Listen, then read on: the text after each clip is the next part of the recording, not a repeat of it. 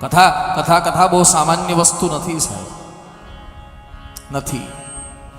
હા, મારા જીવનમાં ઘણા બધા એવા દાખલાઓ છે, હું બહુ આનંદથી કહી શકું કે જેના જીવન આમ તેમ જીવાતા હતા, એણે કથાનો આશ્રય કર્યો ને એનું જીવન સીધી લીટીમાં ચાલતું થઈ ગયું. હા, આ એક બહુ મોટી એક પ્રોસેસ છે. એ તો આપણે એમ માનીએ છીએ કે આ મંડપ ગોઠવી દીધો ને બોલવાવાળા વક્તા આવી ગયા અને માઇક મુકાઈ ગયું ને સંગીતવાળા આવી ગયા ને વિડીયોવાળા આવી ગયા ને બધું કેટરસ આવી ગયું ને બધું થઈ ગયું. ના સાહેબ, આ એટલું સહેલું નથી. યસ, કથા કથા છે. એટલા માટે કપિલ ભગવાને મા દેવહૂતિને એક શબ્દ વાપર્યો છે, મદાશ્રયા.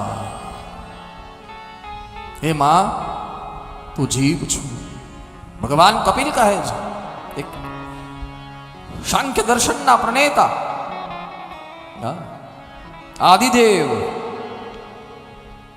ભગવાન કપિલ કહે છે. કપિલ ભગવાન માટે એક શબ્દ વપરાય છે, સિદ્ધેશ. ભાગવતમાં પણ શબ્દ છે સિદ્ધેશ, સિદ્ધોના ઈશ્વર છે.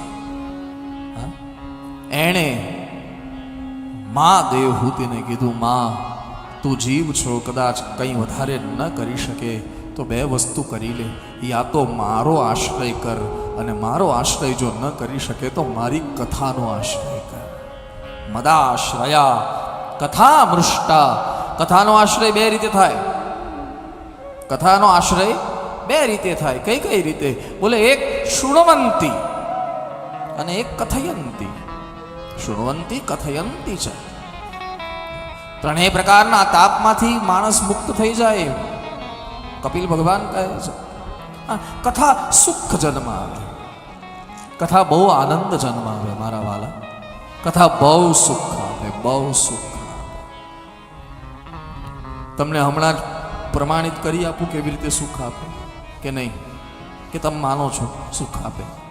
માનો છો ને? તો પછી પ્રમાણ કરવાની જરૂર નથી કે કરી આપું. કરું. જો મને તમે જવાબ આપો.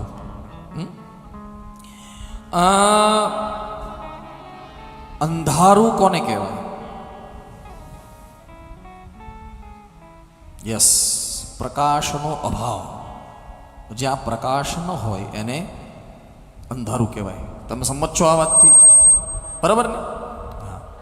પછી અજ્ઞાન કોને કહેવાય? જ્ઞાન નથી એને અજ્ઞાન. એટલે જ્ઞાનનો અભાવ એ અજ્ઞાન છે. પ્રકાશનો અભાવ એ અંધારું છે, અંધકાર છે. સુખ કોને કહેવાય? દુઃખનો અભાવ, એનું નામ સુખ. બરાબર? કથા શરૂ થઈને કેટલો સમય થયો?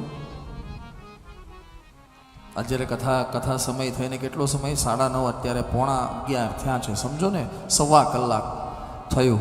એ 1.25 કલાક સુધી તમને કોઈ પણ પ્રકારનો અભાવ નડ્યો? કોઈ પણ તમારું દુઃખ યાદ આવ્યું?